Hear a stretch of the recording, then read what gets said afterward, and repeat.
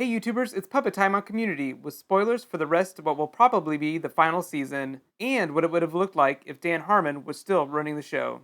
Double puppetration.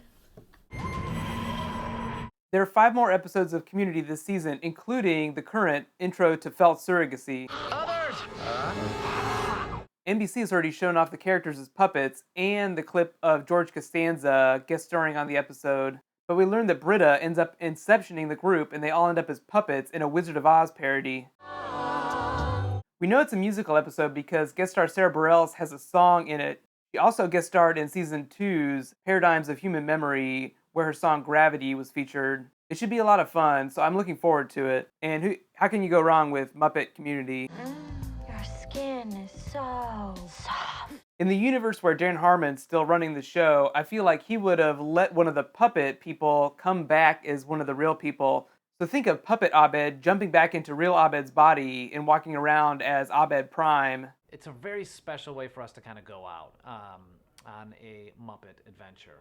The next episode, Intro to Knots, actually brings back Malcolm McDowell and pays homage to a lot of great cabin horror movies like Cabin in the Woods or Misery. Obviously, as the name implies, they will be tying him up quite a bit in the episode. In the Dan Harmon universe, I think he would have leaned more towards Antichrist, wherein the characters get into a lot of freaky sex situations and there's a lot of crazy testicle mashing.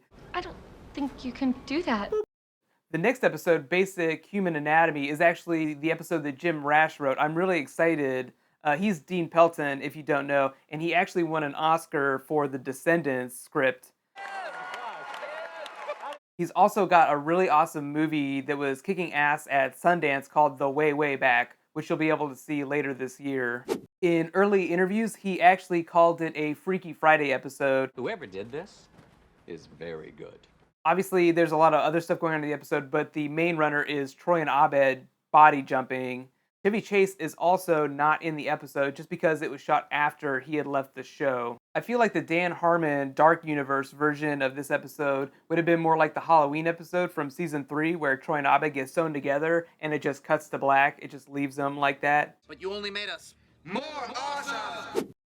The episode after that is Heroic Origins, and Abed basically tries to prove the entire group was destined to be together. Dan Harmon actually already did this during season 3, where he showed that Shirley used to bully Jeff at the rec center. The Dan Harmon version of this would have been just like the Shirley-Jeff relationship. They all would have just been horrible, horrible people to each other earlier in their lives and just forgotten about it. Your ass is mine! At the beginning of the season, the showrunners knew that they probably would not be getting a 5th season just because season 4 was so hard to get.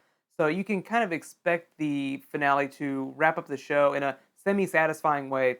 It won't be nearly as good, I think, as if Dan Harmon had done it. If you can imagine like a Louis on FX, Louis C.K.'s show actually had this really awesome episode where Louis in the episode was talking to a studio executive about a really awesome idea for a movie ending whereby the movie just basically ends. I totally don't think the showrunners will go Sopranos style. I think it will end in a very serviceable way that will make the studio very happy and pay some service to fans. Although I think most of the hardcore Dan Harmon fans have either left the show or are just watching out of spite. I think it's a really fun way, especially for us to end the 4th season because we don't know if we're going to be back. Spoiler speculation for the ending, so beware. Personally, I don't think that Jeff and Annie will end up together. Troy and Britta will also break up. Shirley and Abed, everyone will go their separate ways. Jeff, we know, gets his diploma, as we can see in pictures. So obviously the group graduates, but I think they'll just be good friends, and it will just be implied that they'll talk to each other after the show is over. I feel like this show has let us live all these, dreams that you didn't know you had.